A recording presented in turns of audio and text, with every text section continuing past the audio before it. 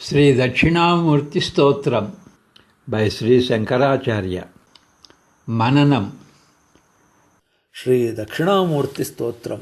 ರಚನೆ ಶ್ರೀ ಶಂಕರಾಚಾರ್ಯರು. ಮನನಂ. ರಾಹುಗ್ರಸ್ತ ದಿವಾಕರೇಂದು ಸದೃಶೋ ಮಾಯಾ ಸಮಾಚ್ಛಾದನಾತ್ ಸನ್ಮಾತ್ರಃ ಕರಣೋಪಸಂಹರಣತೋ ಯೋಭೂತ್ ಸುಷುಪ್ತಃ ಪುಮಾನ್ ಪ್ರಾಗಸ್ವಾಪ್ಸಮಿತಿ ಪ್ರಬೋಧಸಮಯೇ ಯಃ ಪ್ರತ್ಯಭಿಜ್ಞಾಯತೆ ತಸ್ಮೈ ಶ್ರೀಗುರುಮೂರ್ತಯೇ ನಮ ಇದಂ ಶ್ರೀದಕ್ಷಿಣಾಮೂರ್ತಯೇ. ರಾಹುಗ್ರಸ್ತ ದಿವಾಕರೇಂದು ಸದೃಶೋ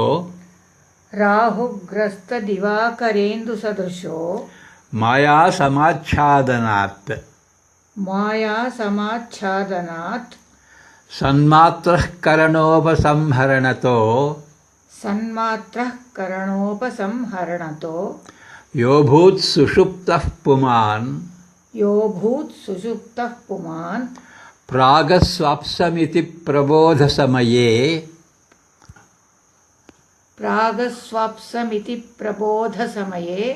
ಯಃ ಪ್ರತ್ಯಭಿಜ್ಞಾಯತೆ ತಸ್ಮೈ ಶ್ರೀಗುರುಮೂರ್ತಯೇ ನಮ ಇದಂ ಶ್ರೀದಕ್ಷಿಣಾಮೂರ್ತಯೇ. This shloka describes the state of mind during deep sleep, sushupti. The remaining two states of mind during waking and dream state, Jagriti and Swapna, are described in the next shloka. Just as the sun and the moon are covered by darkness at the time of an eclipse, so a person's mind in deep sleep gets blank because of the withdrawal of all senses from the screen of the mind. Consciousness, however, remains present. It did not have anything to reflect because the mind was blank. In this state of the withdrawal of all senses, the screen of the mind is covered by Maya or ignorance. Consciousness also remained covered by Maya. At the time when the person wakes up, he recognizes that consciousness was present, though it did not have anything to reflect on. He who remains as pure consciousness, even during deep sleep state, my salutations to that person and to him who is in the form of my Guru, as well as in the form of Sri Dakshinamurti. ಈ ಶ್ಲೋಕವು ಗಾಢನಿದ್ದೆ ಅಂದರೆ ಸುಷುಪ್ತಿಯಲ್ಲಿರುವ ಮನಸ್ಸಿನ ಸ್ಥಿತಿಯನ್ನು ವಿವರಿಸುತ್ತದೆ. ಉಳಿದ ಎರಡು ಮನಸ್ಸಿನ ಸ್ಥಿತಿಗಳಾದ ಜಾಗೃತಾವಸ್ಥೆ ಮತ್ತು ಸ್ವಪ್ನಾವಸ್ಥೆಯ ಬಗ್ಗೆ ಮುಂದಿನ ಶ್ಲೋಕದಲ್ಲಿ ವಿವರಿಸಲಾಗಿದೆ.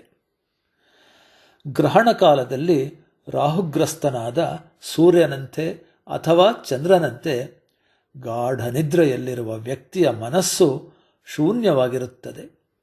ಏಕೆಂದರೆ ಆತನ ಎಲ್ಲ ಇಂದ್ರಿಯ ಸಮೂಹಗಳು ಮನಸ್ಸೆಂಬ ಪರದೆಯ ಹಿಂದೆ ಜಾರಿರುತ್ತದೆ.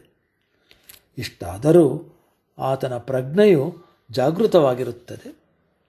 ಮನಸ್ಸು ಶೂನ್ಯವಾಗಿರುವ ಕಾರಣದಿಂದ ಆತನಲ್ಲಿ ಯಾವುದೇ ಚಟುವಟಿಕೆ ಇರುವುದಿಲ್ಲ. ಎಲ್ಲ ಇಂದ್ರಿಯಗಳ ಹಿಂದೆಗೆತದ ಈ ಸ್ಥಿತಿಯಲ್ಲಿ ಮನಸ್ಸೆಂಬ ಪರದೆಯು ಮಾಯೆ ಅಥವಾ ಅಜ್ಞಾನದಿಂದ ಆವೃತವಾಗಿರುತ್ತದೆ. ಪ್ರಜ್ಞೆಯೂ ಸಹ ಮಾಯೆಯಿಂದ ಸುತ್ತುವರಿದಿರುತ್ತದೆ. ಆ ವ್ಯಕ್ತಿಯು ಎಚ್ಚರಗೊಂಡ ಸಮಯದಲ್ಲಿ ಪ್ರಜ್ಞೆಯು ಏನನ್ನೂ ಪ್ರತಿಫಲಿಸದಿದ್ದರೂ ಸಹ ಅದು ಅಲ್ಲಿ ಸ್ಥಿತವಾಗಿತ್ತೆಂಬುದನ್ನು ಆತ ಗುರುತಿಸುತ್ತಾನೆ. ಗಾಢ ನಿದ್ರೆಯ ಸ್ಥಿತಿಯಲ್ಲಿಯೂ ಸಹ ನಿರ್ಮಲ ಪ್ರಜ್ಞೆಯಂತೆ ಸನ್ಮಾತ್ರ ರೂಪದಲ್ಲಿ ಯಾರು ನೆಲೆಸುವನೋ ಅಂತಹ ವ್ಯಕ್ತಿಗೆ ಮತ್ತು ನನ್ನ ಗುರುವಿನ ರೂಪಧಾರಿಯಾಗಿ ಯಾರಿರುವರೋ ಅವರಿಗೆ, ಅಂತೆಯೇ ಶ್ರೀ ದಕ್ಷಿಣಾಮೂರ್ತಿಗೆ ನನ್ನ ನಮಸ್ಕಾರಗಳು. ರಾಹುಗ್ರಸ್ತದಿವಾಕರೇಂದು ಸದೃಶೋ ಮಾಯಾ ಸಮಾಚ್ಛಾದನಾತ್ ಸನ್ಮಾತ್ರಃ ಕರಣೋಪಸಂಹರಣತೋ ಯೋ ಭೂತ್ ಸುಷುಪ್ತಃ ಪುಮಾನ್ ಪ್ರಾಗಸ್ವಾಪ್ಸಮಿತಿ ಪ್ರಬೋಧಸಮಯೇ ಯಃ ಪ್ರತ್ಯಭಿಜ್ಞಾಯತೆ ತಸ್ಮೈ ಶ್ರೀಗುರುಮೂರ್ತಯೇ ನಮಃ ಇದಂ ಶ್ರೀದಕ್ಷಿಣಾಮೂರ್ತಯೇ.